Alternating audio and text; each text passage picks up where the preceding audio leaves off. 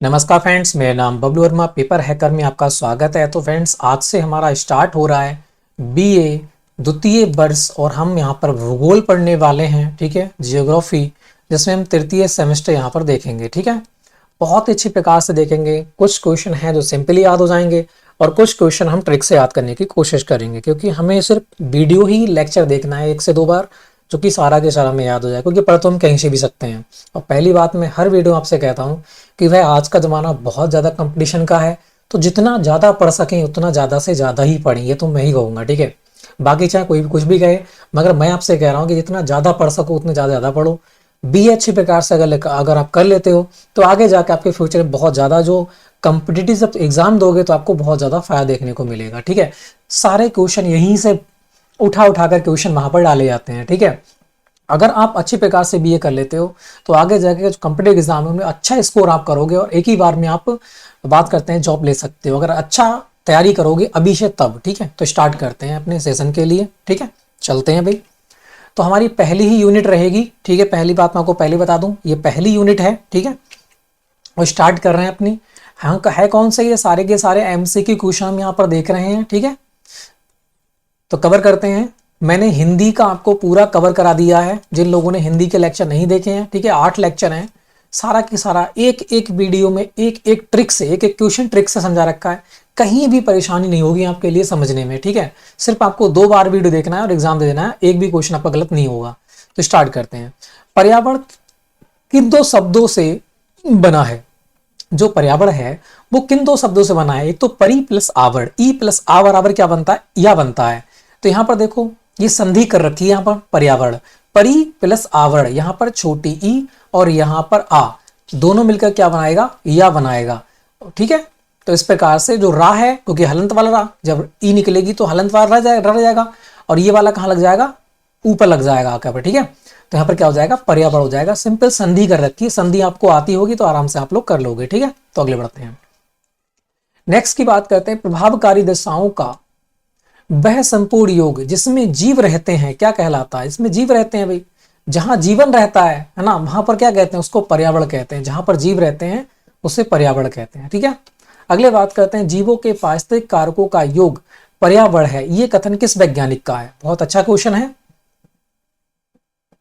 ठीक है, देखो मैंने कहा जीवों के पारिस्थितिक कारकों की बात कर रहा है, यहाँ पर कारकों का योग, क्योंकि हम ट्रिक कहां से बनाएंगे? जहां हमें हिंट मिलेगी। ठीक है, तो हिंट कहां मिल रही है? कि हिंट मिल रही है कारकों का योग, पारिस्थितिक कारकों का योग। तो यहाँ देखो, कार कार कार को हम ट्रिक निकालेंगे, कार। और कार को क्या करते हैं? कार के जो असेंबल करते हैं टुकड़ों के लिए, है ना, तभी तो कार बन के तैयार होती है। तो फिटिंग करते हैं, क्या करते हैं? असेंबल करते हैं, फिटिंग करते हैं। तो ये कथन किसका है? फिटिंग का है। आराम से याद हो गया कि जीवों के पारिस्थितिक कारकों का योग पर्यावरण है, ये कथन किसका है? तो कारकों का योग, तो कार फिटिंग, आराम से याद हो गया। ठीक है, अगले बात करते हैं, पर्यावरण के घटकों में आप किसे शामिल करेंगे? जो पर्यावरण के घटक हैं, पर्यावरण जो आवरण है हमारा, उसमें वायु भी पाई जाती है, मृदा भी है, जल भी है, ये सारे के सारे क्या हैं? पर्यावरण के घटक हैं। तो आंसर क्या हो जाएगा? इनमें से सभी। ठीक है, सिंपल क्वेश्चन था। अगले बात करते हैं, इनमें से कौन सा जैविक घटक है? जैविक, जिसमें जीवन पाया जाए। एक प्रकार से हम हैं, जैविक घटक हैं, है ना, हमें जीवन पाया जाता है, जिसमें जीवन पाया जाए उसे जैविक कहते हैं। सीधी बात है, जिसमें जीवन पाया जाए उसे जैविक कहते हैं। तो पादप में पाया जाता है, बिल्कुल सही बात है। मृदा में जीवन पाया जाता है, बिल्कुल नहीं, ना जल में और ना ही वायु में। कौन जीवित है? जीवित कौन है? तो पादप जीवित है, तो इसीलिए क्या है? ये जैविक है। ठीक है, तो जैविक घटक कौन सा हो जाएगा? पादप हो जाएगा। अगली बात करते हैं, निम्न में से कौन सा अजैविक घटक है जिसमें जीवन नहीं पाया जाता? तो वनस्पति में पाया जाता है, जंतु में पाया जाता है, मानव में पाया जाता है, मगर बात करते हैं सौर ताप में नहीं पाया जाता। ठीक है, तो यही हमारा क्या हो जाएगा? अलग हो जाएगा। अगले बात करते हैं, पर्यावरण के प्रमुख कारकों में निम्न में से कौन सा कारक सम्मिलित है? तो पर्यावरण के जो कारक हैं उनमें कौन सा शामिल है, ये बताना है। तो फटाफट देखेंगे इसका आंसर क्या हो जाएगा। देखो, बात करते हैं, क्या पर्यावरण में जलवायु देखने को मिलती है? बिल्कुल मिलती है। वनस्पतियां देखने को मिलती हैं? बिल्कुल मिलती हैं। भौतिक स्थिति देखने को मिलती है? बिल्कुल मिलती हैं। तो आंसर क्या हो जाएगा? उपयुक्त सभी यहाँ पर, क्योंकि 2 तो मैच वैसे ही हो रहे हैं, तो तीसरा तो मैच होना ही होना है। तो आंसर क्या हो जाएगा? Option number D. अगले बात करते हैं, प्रकृति में ऊर्जा का प्रमुख स्रोत क्या है? ये भाई कंपनी एग्जाम में भी क्वेश्चन पूछा था, मगर इजी क्वेश्चन है। सौर ऊर्जा है और बहुत अच्छे प्रकार से पहले भी आपने पढ़ा होगा इसको। ठीक है, ऊर्जा कहां से प्राप्त होती है? मुख्य स्रोत कहां से है? सूर्य ही तो है, सूर्य से ही तो आ रही है ऊर्जा, है ना। उसके प्रकार 10% का नियम लग जाता है। अगले बात करते हैं, पर्यावरण की अध्ययन विषय वस्तु में निम्नलिखित नहीं है, पर्यावरण के अध्ययन विषय वस्तु में निम्नलिखित नहीं है। कौन सी चीज नहीं है? मृदा संरक्षण है, बिल्कुल है। वन संरक्षण है, बिल्कुल है। जल संरक्षण है, बिल्कुल है। क्या राजनीति संरक्षण है? बिल्कुल गलत। ठीक है, यही क्या हो जाएगा? बिल्कुल अलग हमारा हो जाएगा। तो कुछ अलग हमें यहां पर देखना होता है नहीं में। ठीक है, आगे बढ़ते हैं। नेक्स्ट की बात करते हैं। जून 1972 में विश्व पर्यावरण सम्मेलन का आयोजन कहां हुआ था? देखो 72, ठीक है, 72 की बात कर रहा है, तो थोड़ा क्वेश्चन को देखेंगे। इसका आंसर क्या हो जाएगा? पहले बता दूं, इसका आंसर हो जाएगा स्टॉकहोम। ठीक है, अब देखो ट्रिक कैसे बनाएंगे। 72, 72 में ऐसा कुछ लग रहा है भीतर, है ना, भीतर, 72 भीतर, 72 भीतर, और भीतर किसके भाई? होम के भीतर, मतलब घर के भीतर। ठीक है, तो स्टॉक होम, आराम से हमें याद हो गया कि भीतर होम, भीतर होम के, भीतर होम के। ठीक है, पर्यावरण सम्मेलन हुआ था, तो आराम से याद हो गया। आगे बढ़ते हैं। नेक्स्ट की बात करते हैं। पर्यावरण संरक्षण से संबंध नहीं है, नहीं है पूछ रखा है, कौन सा पर्यावरण संरक्षण से संबंध नहीं है? तो बात करते हैं UNEP, United Nation environment programme, तो इन्वायरमेंट से है, पर्यावरण से है, तो ये तो होगा। ठीक है, फिर बात करते हैं WWF, तो मतलब क्या हो जाएगा? World wide fund fund for nature, world wide fund for nature, है ना। तो फंड फॉर नेचर, नेचर मतलब क्या होता है? एक प्रकृति तो है, तो वो भी किससे हो जाएगी? पर्यावरण से हो जाएगी, फंड फॉर नेचर। ठीक है, तो ये भी किससे है? पर्यावरण से ही है। ग्रीन पीस, ग्रीन पीस तो पर्यावरण से ही है, मगर रेड क्रॉस, रेड क्रॉस पर्यावरण से नहीं है, क्योंकि आपको सबको पता होगी जो 1964 में आपको बताया करेंगे रेड डेटा बुक की बात करते हैं, प्रकाशन हुआ था। ये बहुत इंपॉर्टेंट है, 1964, ध्यान रखना। चौ चौ चौ चौ चिड़िया बोलती हैं। ठीक है, और रेड डेटा बुक आपने देखी होगी। इसमें क्या होता है? जो लुप्त प्रजाति होती हैं, आपने छठे से पढ़ते आओ, 5वीं से ये लेक्चर में दे रखा है आपके लिए रेड डेटा बुक। ठीक है, तो जो रेड बुक होती है उसमें कौन जीव आते हैं? जो बात करते हैं पेड़ पक्षी सभी उसमें रखे जाते हैं, जो लुप्त कगार पे होते हैं, है ना, आप लोगों को पता होगी। तो रेड डेटा बुक है ना, चौ चौ चौ चौ चिड़िया बोलती हैं, है ना, ऐसी चिड़ियों को रखा जाता है जो लुप्त कगार पे होती है, ऐसे याद कर लो 1964 में। ठीक है, और रेड डेटा बुक, ठीक है, ये लुप्त प्रजाति के लिए होती है, ये नहीं कि पर्यावरण के लिए होती है। ठीक है, अगले बढ़ते हैं। अगले बात करते हैं पर्यावरण का तत्व है, पर्यावरण का कौन सा तत्व है? जल है, वायु है, मृदा है, ये सभी हो जाते हैं। ठीक है, अगले बात करते हैं। यहां बात करते हैं हम चारों ओर जिन दशाओं से घिरे हुए हैं उनका योग क्या कहलाता है? हम जिन चारों दिशाओं से घिरे हुए हैं उनका योग क्या कहलाता है? योग भैया पर्यावरण कहलाता है। अगले बात करते हैं पर्यावरण अध्ययन की प्रकृति है, पर्यावरण अध्ययन की प्रकृति कैसी होती है? अरे पर्यावरण में कितने लोग हैं? हजारों जीव जंतु, है ना, तो बहु अनुशासनिक आपको देखने को मिलेगी, क्योंकि बहु अनुशासनिक जीव है वो अलग रहता है, और जो पेड़ पक्षी हैं वो अलग रहते हैं। ठीक है, सब में अनुशासन क्या होता है? अलग अलग देखने को मिलता है, मतलब बहु अनुशासन आपको देखने को मिल जाती है। ठीक है, अगले बात करते हैं पर्यावरण का जैविक कारक कौन सा है? पर्यावरण का जो जैविक कारक है वो कौन सा है?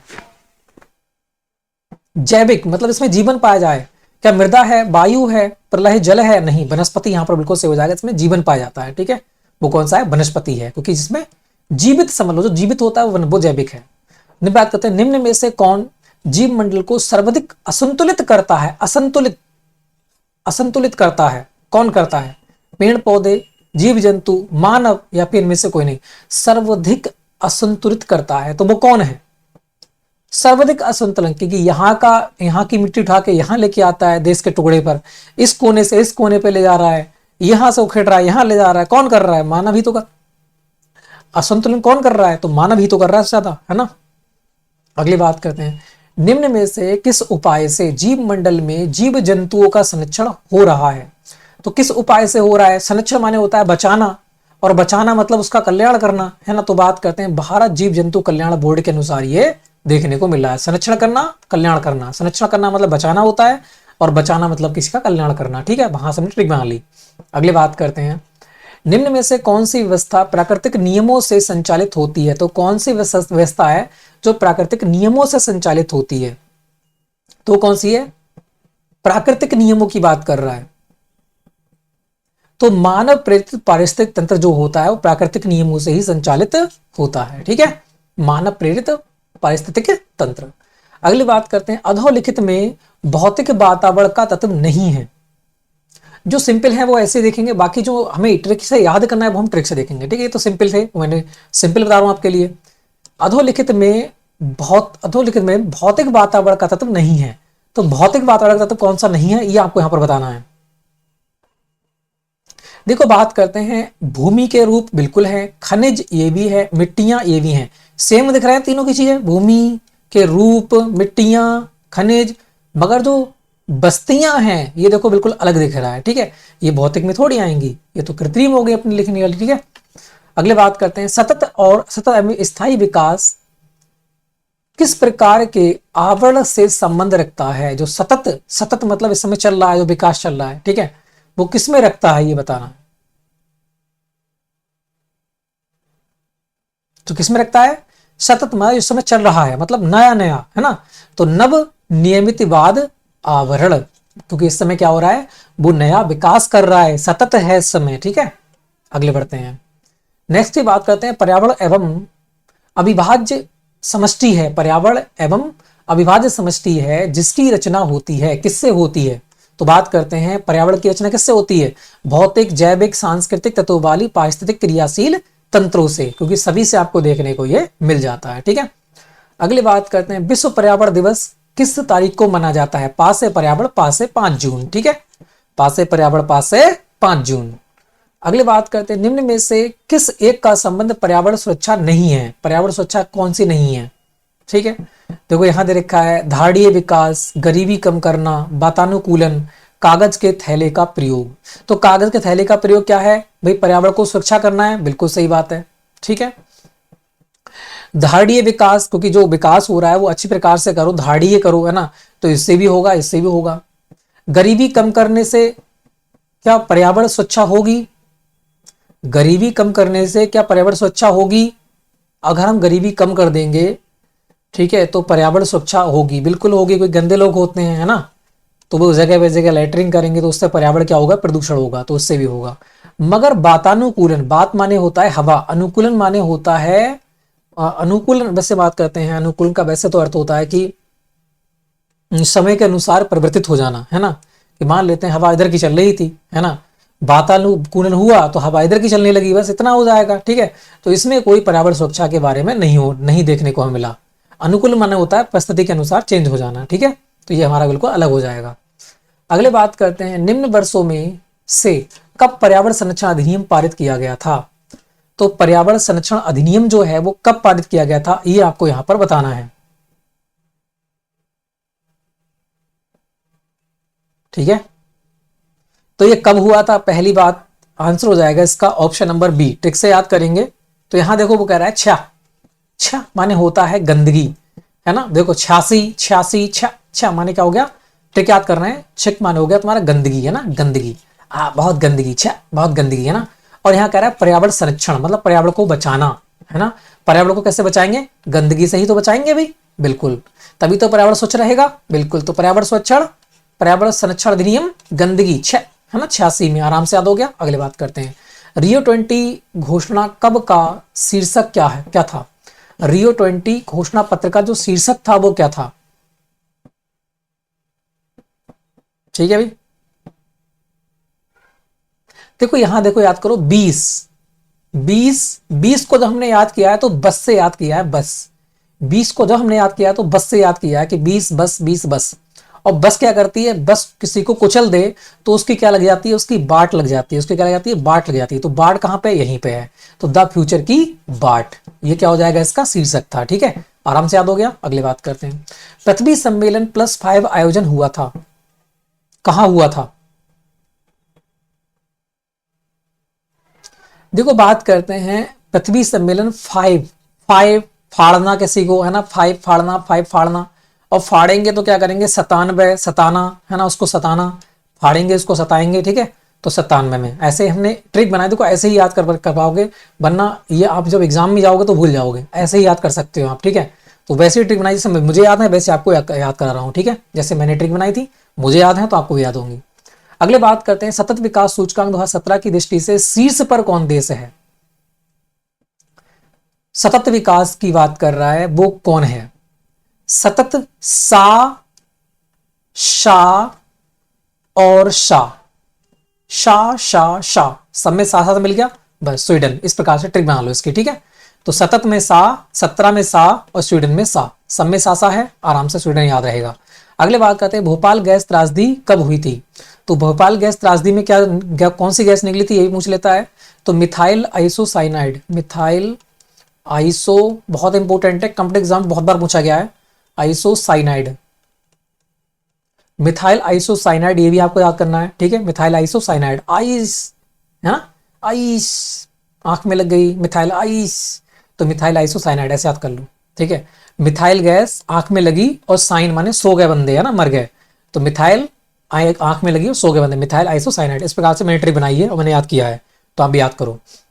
भोपाल गैस त्रासदी, एक बात बताओ, भोपा, भोपा कौन बजाते हैं, आप खुद बताओ। छोरा बजाते हैं, छोरा, है ना, छोरा लोग क्या करते हैं, भोपा बजाते हैं, है ना।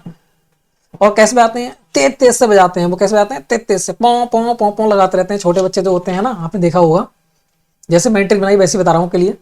तो तेज से दिखते हैं भोपा बजाते हुए, है ना, कौन, छोरा। तेज से दिखते हैं छोरा भोपा बजाते हुए, है ना। भोपा कौन बजाएंगे, तेज से दिखेंगे, तेज से दिखेंगे, है ना। तो तेज से दिखेंगे छोरा भोपा बजाते हुए। तो 3 दिसंबर 1984, ऐसे ही मैंने याद की थी और आप भी ऐसे याद कर लो, ठीक है। इसको बिल्कुल नहीं भूलोगे हमेशा के लिए। और मिथाइल, मिथाइल माथे पे, आई, आई माने आंख पे लगी, फिर पहले माथे पे लगी, फिर आंख पे लगेगी, फिर सो गए, है ना।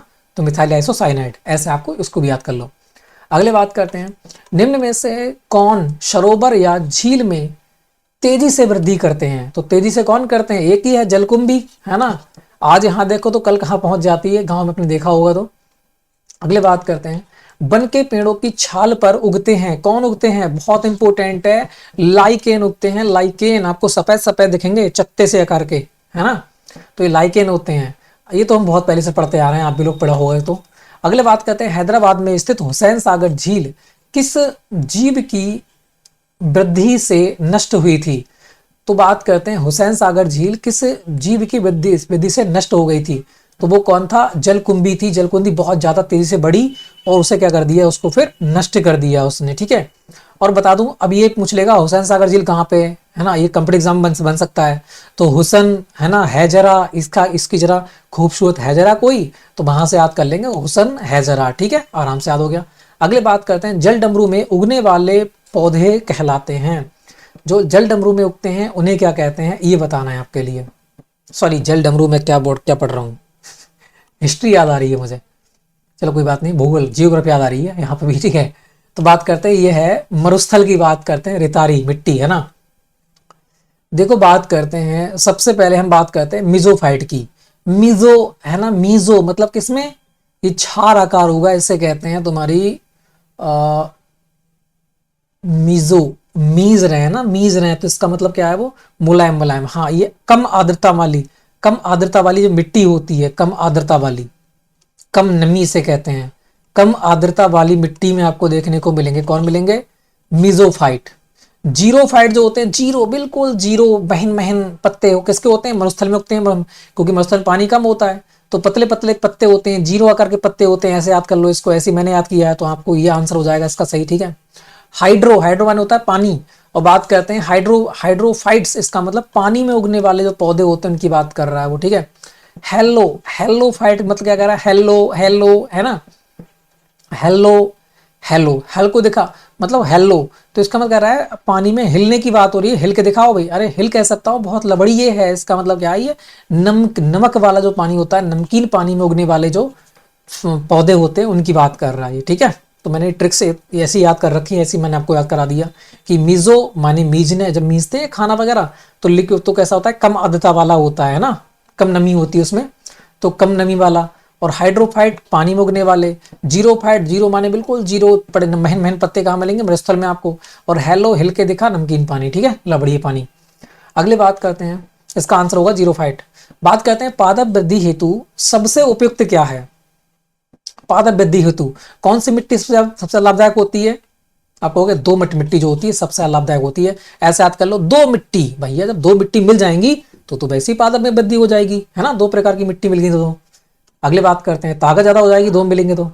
घास स्थलीय पायतंत्र में संख्या का पिरामिड कैसा होता है।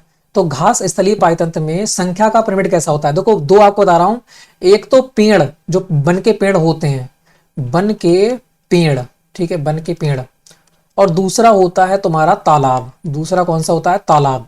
बन के पेड़ और तालाब, इन दो का उल्टा होता है, बाकी सबका सीधा होता है, ध्यान रखना।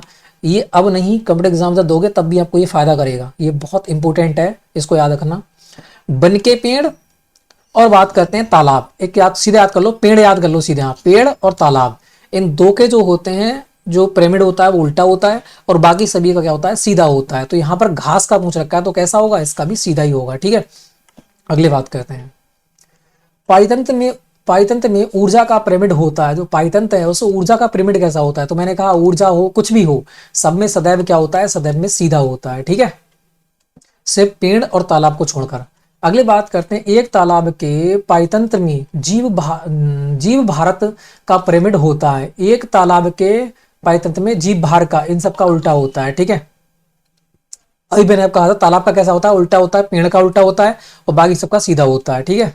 अगली बात करते हैं, घास स्थलीय तथा वन परितंत्र में जीव भार का पिरामिड कैसा होता है। अगर यहाँ वन का दे देता तो उल्टा जाता, मगर जीव भार की बात कर रहा है तो सदैव कैसा होता है, सदैव सीधा ही होता है, ठीक है। अगले बढ़ो, नेक्स्ट की बात करते हैं, खाग जाल में ऊर्जा का प्रवाह होता है, तो खाग जाल में जो ऊर्जा का प्रवाह होता है वो कैसा होता है, ये आपको यहां पर बताना है। दिमाग लगाओ, दिमाग लगाओ। ऊर्जा, खाग ऊर्जा, ऊर्जा 10% का नियम है ना, कि एक जीव से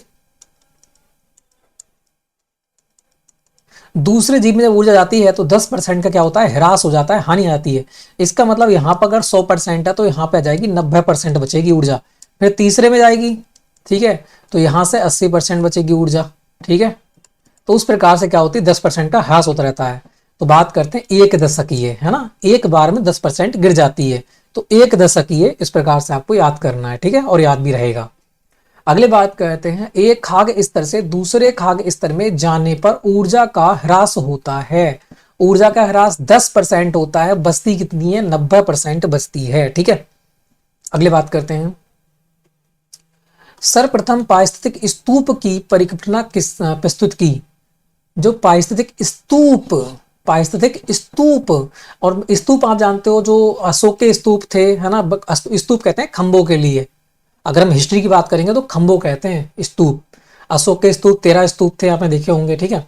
तो इस प्रकार से तो बात करते हैं, सर्वप्रथम स्तूप माने खंबे, खंबे किसके होंगे, टन के होंगे, टन, तो चार्ल्स एल्टन, इस प्रकार से इसकी ट्रिक मैंने बनाई है और ऐसे आप लोग याद करो इसको, ठीक है। अगली बात करते हैं, 10% का नियम देने वाले वैज्ञानिक, 10% का देने वाले वैज्ञानिक कौन थे, तो एक बार बताओ, दो व्यक्ति हैं यहाँ पर, ठीक है।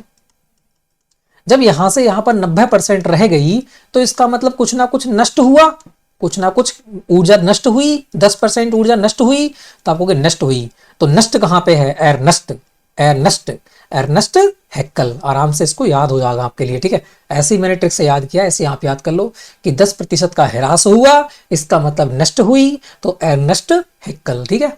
अगली बात करते हैं, पाइतंत्र का गतिक हृदय कहलाता है, जो पाइतंत्र है उसका जो गतिक हृदय है वह किसे कहते हैं, गतिक, वही पाइतंत्र का गतिक।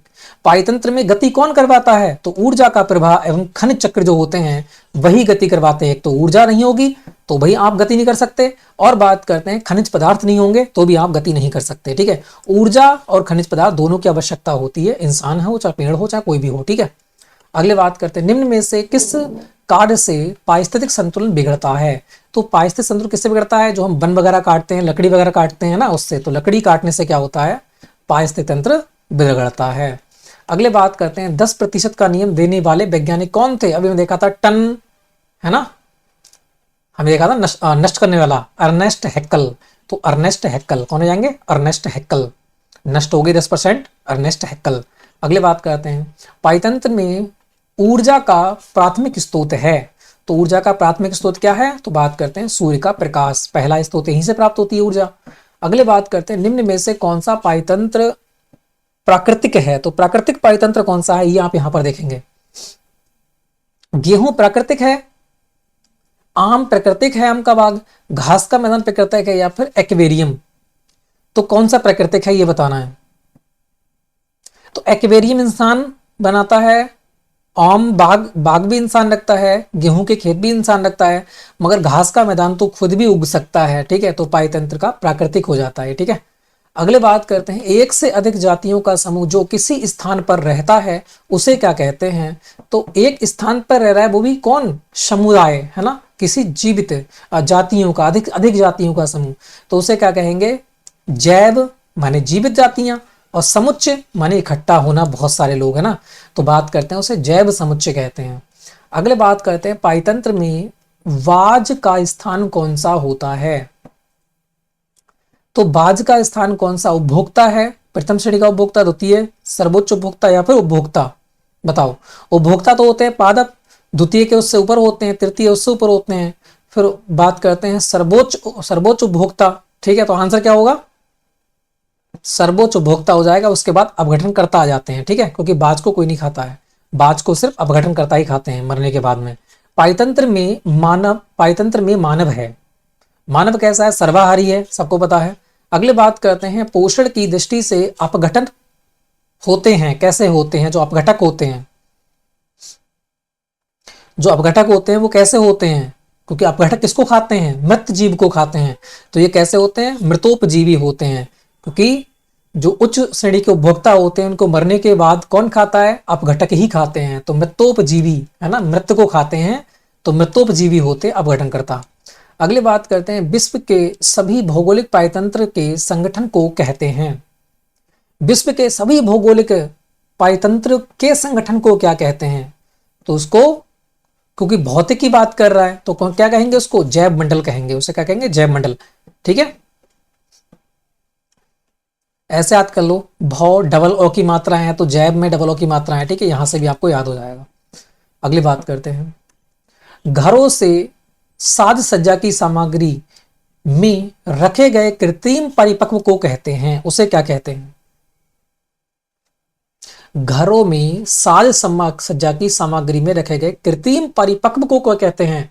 उसे कहते हैं एक्वेरियम। क्या कहते हैं? एक्वेरियम। अभी पीछे पढ़ा था हमने। ऐसे भी याद कर सकते हो कि साज सज्जा का सामान है, और बात करते हैं बेरियम, बेरी है ना, बेरी के बेर होते हैं, वो भी क्या होते हैं? हम लोग तोड़ के रख लेते हैं पके हुए, है ना, तो वहां से याद कर लो एक्वेरियम, ठीक है।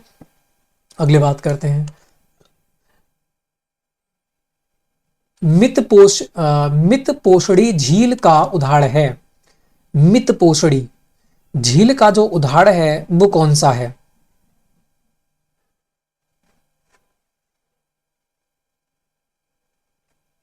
मित पोषणी, मित पोषणी मतलब क्या होता है? मित माने पोषणी, है ना, मित पोषणी। इसमें पोषण आपको देखने को मिलेंगे, ठीक है, लवणता देखने को मिलेगी ज्यादा। सिंपल हमसे ये कह रहा है मृत पोषणी, मृत होगा यहाँ पर, मृत पोषणी। तो मृत पोषणी जो मतलब ज्यादा लवणता कहाँ देखने को मिलती है? सिंपल हमसे ये पूछ रखा है यहाँ पर, ठीक है। लवणता मतलब होती है नमकीन पानी, सबसे ज्यादा नमकीन पानी आपको कहाँ देखने को मिलेगा? तो ऐसे याद कर लो, नमक, नमकीन को पढ़ता हूँ नमक, ठीक है। और नमक क्या करेंगे? नमक जब आप चाहोगे लेने के लिए, ज्यादा नमक हुई तो क्या करोगे? भर भर के लेके आओगे ना, लाओगे? तो बिल्कुल, तो सांभर, भर भर के लेके आएंगे। तो राजस्थान की सांबर झील, ये सबसे लवणता वाली झील है, ठीक है, फर्स्ट नंबर की लवणता झील है राजस्थान की सांबर झील। अगली बात करते हैं, दो पारिस्थितिक तंत्रों के मध्य के संक्रमण क्षेत्र को कहते हैं। एक बात बताओ, दो संक्रमण क्षेत्र हैं तो इसका मतलब वहां एक क्षेत्र तो इधर होगा, ये बंदा बीच में से काटता हुआ इसको, है ना, तभी तो अलग होगा। तो बिल्कुल, तो काटना देखो कहाँ छुपा हुआ है, जो कॉटन, कॉटन, ई कॉटन, है ना, दो पाइतंत्र को जोड़ने वाला क्या कहेंगे? कॉटन। मतलब यहां से कटा हुआ है दो और यहां पे जुड़े हुए हैं तो कॉटन, तो ई कॉटन, आराम से याद रहेगा, ठीक है। अगले बात करते हैं, सर्वाधिक स्थायी पारिस्थितिक तंत्र निम्न में से कौन है? सर्वाधिक स्थायी, स्थायी मतलब एक जगह रहने वाला, तो वो कौन होगा? भी महासागर ही होगा, और कौन सा हो सकता है, ठीक है, उठ के थोड़ा चला जाएगा। तो अगले बात करते हैं, भारत का सबसे पहला जैव मंडलीय आरक्षित क्षेत्र कहाँ अवस्थित है? जैव मंडलीय आरक्षित क्षेत्र जो है वो कहां पर है? ये बहुत इंपॉर्टेंट है, और ये क्वेश्चन आपको कंपनी एग्जाम में बहुत बार पूछा गया है, ठीक है। जैव, जैव और नीलगिरी, नील किसने गिराई? जैविक ने, है ना, जीव ने गिराई। नीलगिरी जो पहाड़ियां हैं जो आपको कहाँ मिलेंगी? इधर कर्नाटक, केरल, तमिलनाडु, है ना, कुछ गोवा में पड़ जाती हैं, तो इस साइड से होती हुई जाती हैं, ये आपको देखने को मिलेंगी नीलगिरी की पहाड़ियाँ, ठीक है। क्योंकि आपको पता है इस प्रकार से भारत है, तो यहाँ पर आपको नीलगिरी की पहाड़ियाँ देखने को मिलती हैं, इस प्रकार से थोड़ी सी लिक्विड घूमी हुई है यहाँ पर, ठीक है। नीलगिरी की पहाड़ी आपको देखने को मिलेंगी। और ये क्या है, ये जैव जैव मंडलीय आरक्षित क्षेत्र है। यहाँ पर बहुत सारी वनस्पतियाँ पाई जाती हैं, ठीक है, बहुत ज़्यादा यहाँ पर विविधता पाई जाती है यहाँ पर, ये ध्यान रखना है। इसलिए इसको कहते हैं जैव मंडलीय आरक्षित क्षेत्र, ठीक है। वैसे अपने देश के 4 क्षेत्र हैं, जब आप आगे पढ़ोगे तो आप समझ जाओगे इसके लिए। आगे बात करते हैं, दंडकारण्य प्रदेश स्थित नहीं है। जो दंडकारण्य स्थित प्रदेश नहीं है, कौन सा नहीं है, तो दंडकारण्य मतलब होता है जो तटीय ना होना चाहिए। तटीय होगा तो दंडकारण्य होगा, क्योंकि पानी आ सकता है, तो वहां से याद कर लो, दंड मिल जाता है पानी से, है ना, वहां से याद कर लेंगे इसको। तो अंदर कौन सा है, देखो आंध्र प्रदेश कहाँ पड़ेगा, आपको वहीं पड़ेगा, छत्तीसगढ़, मध्य प्रदेश या फिर उड़ीसा। तो एक हमारा बीच में कौन सा दिख रहा है जहां पर दंड, एक बार बताओ, भारत के बीच में कोई दंड दे सकता है, इधर उधर का इंसान नहीं दे सकता, कोई बीच में है, इधर मार देंगे, इधर मार देंगे, इधर राज्यों को मार देंगे, बीच में नहीं मार सकता। तो बीच में कौन है, मध्य प्रदेश, ऐसे याद कर लो, ठीक है, नहीं है, तो मध्य में भाई कोई नहीं मार सकता, ऐसे याद कर लो इसको, ठीक है।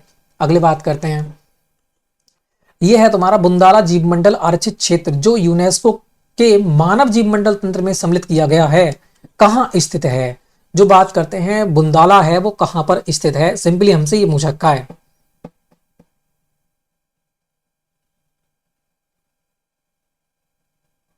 ठीक है। देखो बात करते हैं बुंदाला बंदाला, है ना, अगर मैं इसको पढ़ूंगा बुंदाला बंदाला, तो बंदे लाने की बात कर रहा है। बंदे लाएगा तो क्या करेगा, लंका लगा देगा उसकी, फिर तो है ना, मारेगा उसको भी, तो श्रीलंका, इस प्रकार से हम याद कर लेंगे इसको। अगले बात करते हैं टुमारोज, टुमारोज बायो डायवर्सिटी पुस्तक के लेखक कौन है। टुमारोज बायो डायवर्सिटी पुस्तक के लेखक कौन है, ठीक है। देखो बात करता हूँ टुमारो, है ना, टुमारो मतलब होता है रोज, ठीक है, तो टुमारो रोज समझ लो आज ही, है ना। तो बात करते हैं रोज, रोज क्या होती है भाई, रोज वंदना होती है ना, रोज क्या होती है, वंदना होती है, आरती होती है, ठीक है, तो वहां से हम याद कर लेंगे, ठीक है, कि टुमारो आज ही वंदना हुई। अगले बात करते हैं, सर्वाधिक जैव विविधता पाई जाती है, सर्वाधिक विविधता कहाँ पाई जाती है, तो अभी मैंने कहा था ना, कहाँ पाई जाएगी सर्वाधिक विविधता, जो नीलगिरी की पहाड़ियां यहीं पर आती है, और यहीं पर आपको देखने को मिलेगी। केरल में क्या मिलेगी, यहाँ पर शांत घाटी कर ले, है ना, शांत कर ले अपने को, अपने मुंह के लिए बिल्कुल शांत कर ले, वहां से याद कर लो कि शांत घाटी कहाँ पे है, केरल में। शांत कर ले, शांत अपनी घाटी के लिए, अपने मुंह के लिए शांत कर ले, है ना, वहां से याद हो जाएगा। शांत घाटी कहाँ पे है, केरल में। और केरल में आपको कहा था जैव विविधता ज्यादा है, तो बिल्कुल आपको याद हो जाएगा, ठीक है। अगले बढ़ते हैं, जीवाश्म नेशनल पार्क अवस्थित है। जीवाश्म नेशनल पार्क कहाँ अवस्थित है, जीवाश्म कहाँ पाए जाते हैं, चट्टानों के मध्य में। कहां पर, चट्टानों के मध्य में, तो बात करते हैं मध्य प्रदेश, है ना, आराम से याद करना है। जीवाश्म कहाँ पाए जाएंगे, क्योंकि एक चट्टान यहाँ होगी, एक चट्टान यहाँ पर पेड़ पौधे दबते हैं, तो क्या बनते हैं, जीवाश्म बनते हैं, तो चट्टानों के मध्य में। अगले बात करते हैं, भारत में सबसे बड़ा चीता आरक्षण स्थल कहाँ है। चीता की बात कर रहा है, चीता आरक्षण स्थल कहाँ पे है, तो चीता पे क्या होते हैं, चितकबरे इस प्रकार से होती है ना, चीते के ऊपर धारियां होती हैं, बूंदे होती हैं लगी हुई, तो उसी प्रकार से नांग को आप देखोगे, नांग के ऊपर वैसे धारियां होती हैं, तो वहां से मैंने ट्रिक बनाई है, वहां से आपको याद करना पड़ेगा ये, ठीक है। चीता आरक्षण क्षेत्र कहाँ पे है, नागार्जुन। अगले बात करते हैं, उत्तर प्रदेश में नवाबगंज पश्चिम बिहार स्थित है, तो नवाबगंज कहाँ पे, उन्नाव में है ना, नवाबगंज।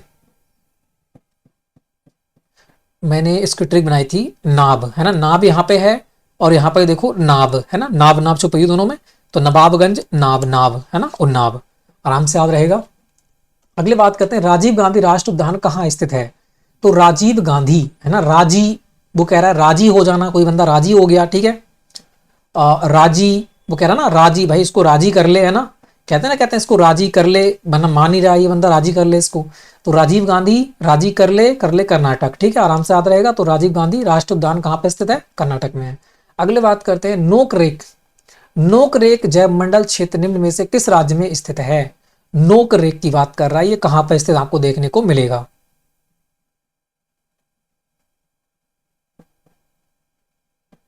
ठीक है। तो देखो बात करते हैं नोक, कहते हैं नौक, नौका, और नौका कहाँ चलती है, पानी में, मेघा में, है ना, मेघा माने होता है पानी, और यहाँ देखो नौक कहाँ चलती है, पानी में, मेघा में, तो बात करते हैं मेघालय, आराम से आपको याद रहेगा, नौक कहाँ चलती है, मेघा में, पानी में।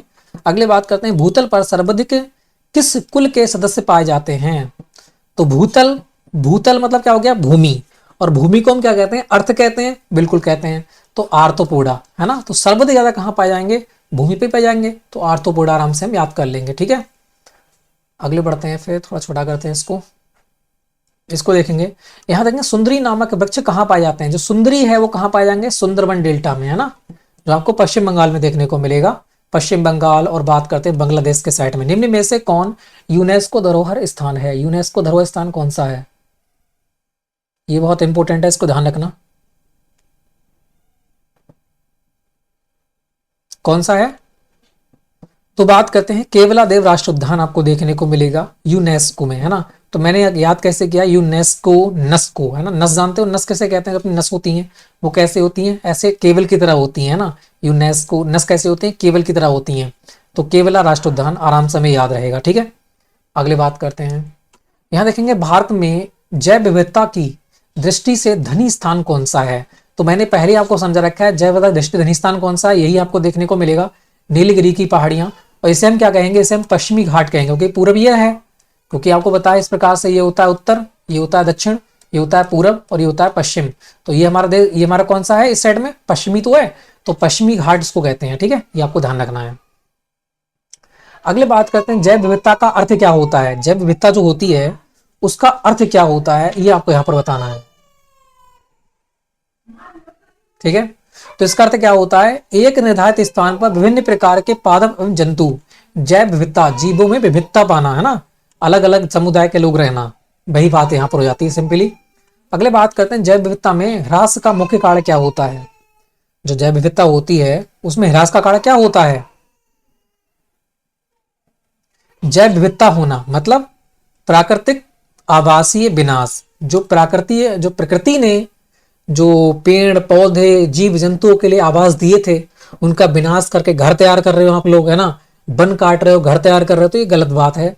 तो इससे क्या होगा, जैव विविधता देखने को मिलेगी, उसके बाद में आपदाएं आएंगी, फिर इंसान क्या हो जाएगा, खत्म हो जाएगा, इंसान ही क्या सभी खत्म हो जाएंगे। अगली बात करते हैं सर्वाधिक जैव विविधता पाई जाती है। तो सर्वाधिक जैव विविधता कहाँ पाई जाती है, जहां पर सबसे ज्यादा वर्षा होती है वहीं पर सबसे ज्यादा जैव विविधता पाई जाती है। तो उष्णकटिबंधीय वर्षा वनों जो हैं उनमें आपको देखने को मिलेगी, ठीक है। अगले बात करते हैं भारत का राष्ट्रीय सामुद्रिक पार्क स्थित है। जो सामुद्रिक पार्क है वो कहां पर स्थित है,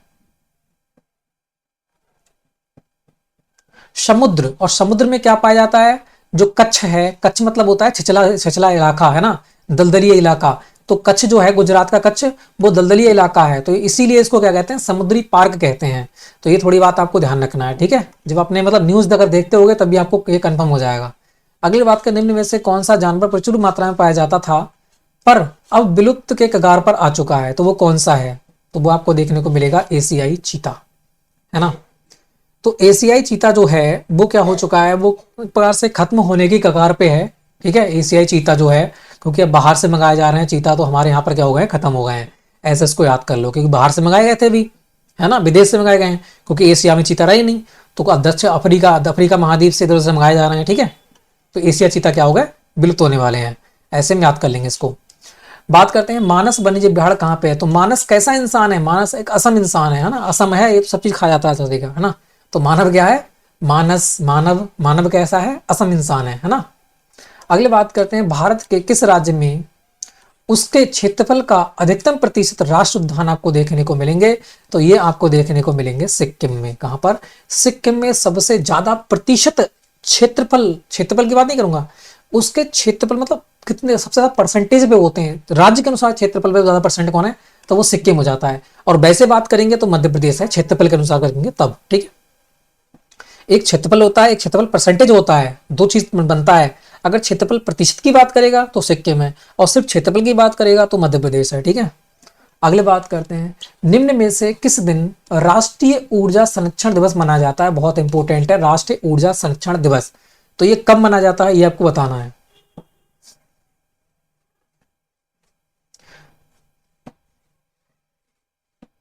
तो आपको पता है ऊर्जा कैसे निकलती है, क्योंकि मैंने बम डाला ही है, ठीक है। तो पहले ये फटेगा, फटेगा मतलब 14, फटेगा 14, है ना, ये फूटेगा तो 14 14 14, और फिर ये क्या करेगा, दिखेगी, है ना, फूटेगा तो क्या दिखेगी, ऊर्जा दिखेगी, तो दिखेगी मैंने दिसंबर। तो बात करते हैं 14 दिसंबर, आराम से आपको याद हो गया होगा। तो ये अपने थे यूनिट नंबर 1 के, ठीक है, इसमें 4 यूनिट हैं, यूनिट नंबर 1 में आपको कितने थे, 76 क्वेश्चन थे, यहाँ पर मैंने कंप्लीट किए। एक बार वीडियो को और देखना है, पहली बार बहुत ध्यान से देखना और दूसरी बार क्या करना है, इसको स्पीड में चाहे देख लेना, ठीक है, खुद से लगाना, दूसरी बार याद हो जाएगा, एक भी क्वेश्चन गलत नहीं होगा। हर क्वेश्चन को ट्रिक बना के आपको याद कर रहा हूं, जो कि आप परेशान ना हो, खुद आपको कोई प्रॉब्लम ना झेलनी पड़े, ठीक है। तो वीडियो अच्छी लगे तो लाइक करना, शेयर करना, चैनल को कर देना सब्सक्राइब, बेल आइकन को प्रेस करना। नेक्स्ट वीडियो में जल्दी मिलेंगे, तब तक के लिए जय हिंद, जय भारत।